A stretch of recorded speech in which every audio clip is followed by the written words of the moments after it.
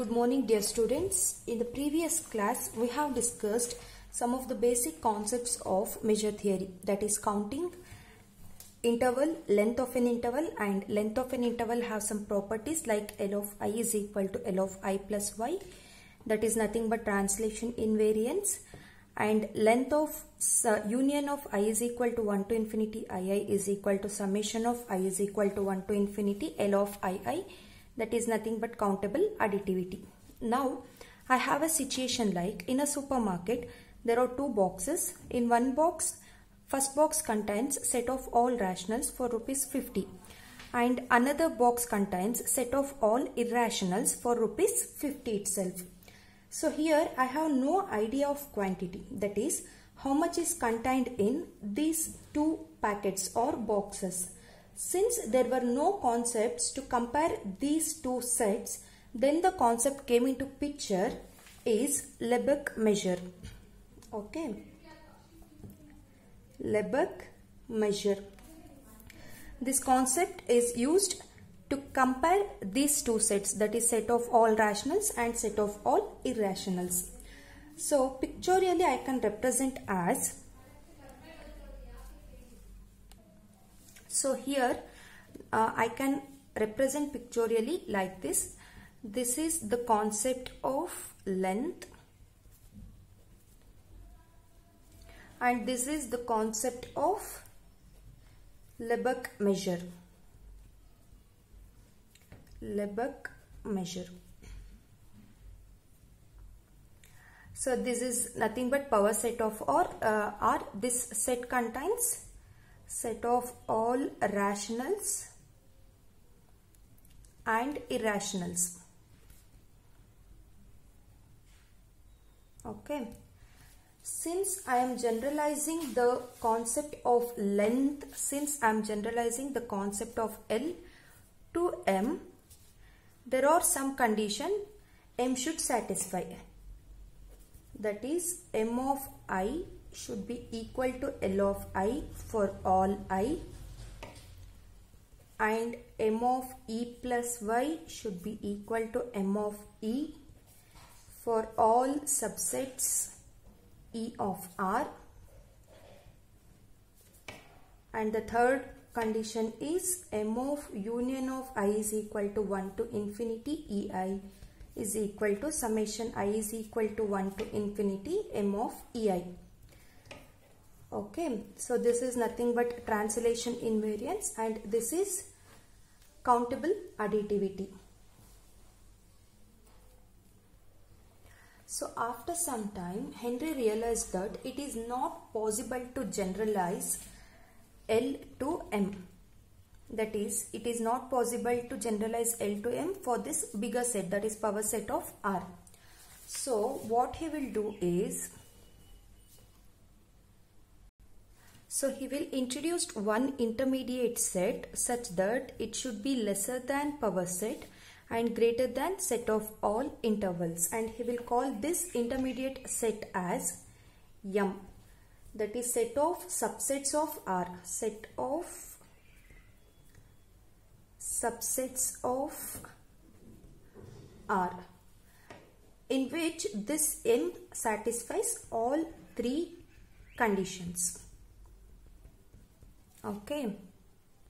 So now we have set of all intervals, set of all Lebesgue measurable sets of R and power set of R.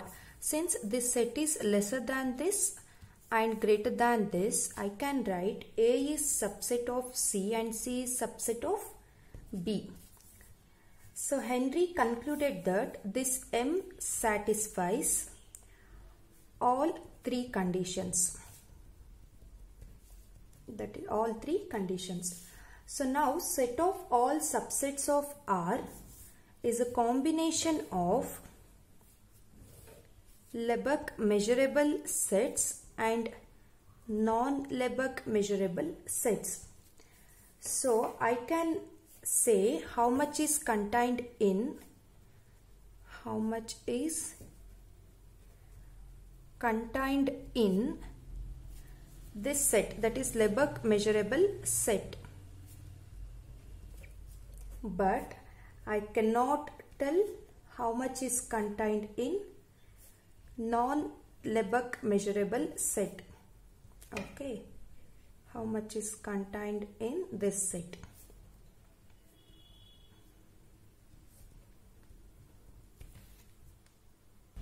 So Henry explained that it is not possible to give a concept of M to a bigger set, that is nothing but power set of R. Okay, so concept of how we can generalize the concept of M to L.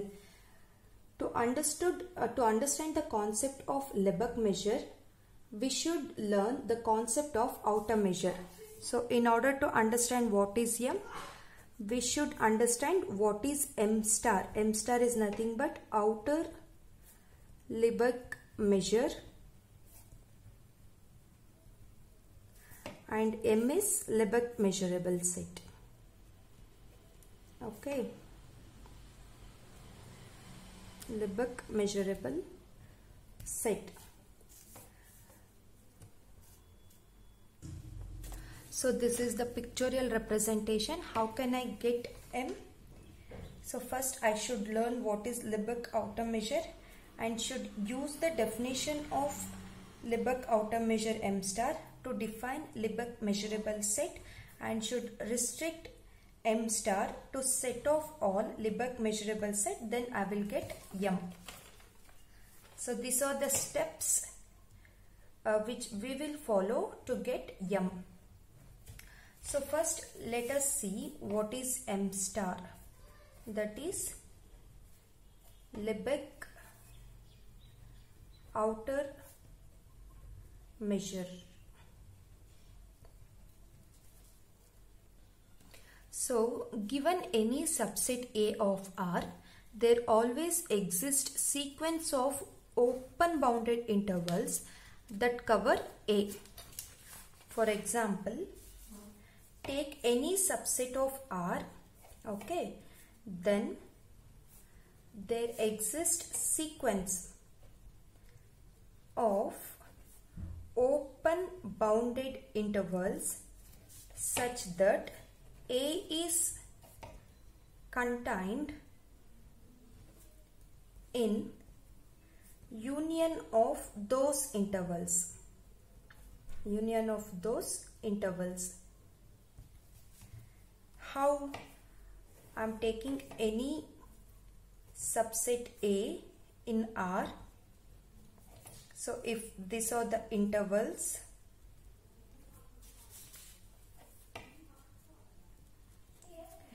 or 1, 2, 1.5, 3, 2.5, 4, even it may be negative point, minus 0.5 to 1.5.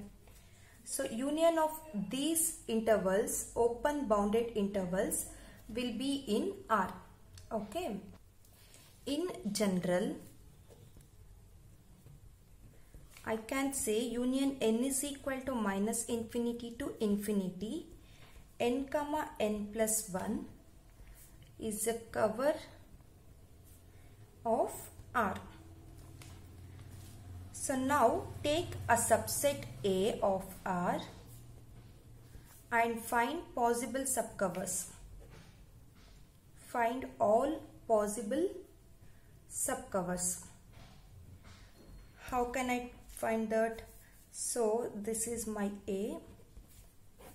Consider if you have found this cover,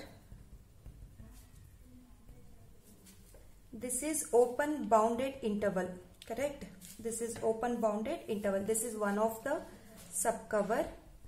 This is another. So I k3, k is equal to 1 to infinity, so on. So now find sum of length of interval for this open bounded interval. Find sum of intervals. How can you find out? Summation k is equal to 1 to infinity L of ik1. Correct? So if you find sum of this length of open bounded interval, you will get one number. That I will call it as n1. find sum of length of interval for this subcover, that will be summation k is equal to 1 to infinity L of I k2. So if I find the sum, I will get another number, that is n2, and so on. So now n1, n2, so on will be number or will be in sequence. So find the infimum of all these numbers. Infimum of all this number andre ಏನು find out ಮಾಡ್ತೀರಾ? Out of all this you will select the smallest, that is nothing but m star of a.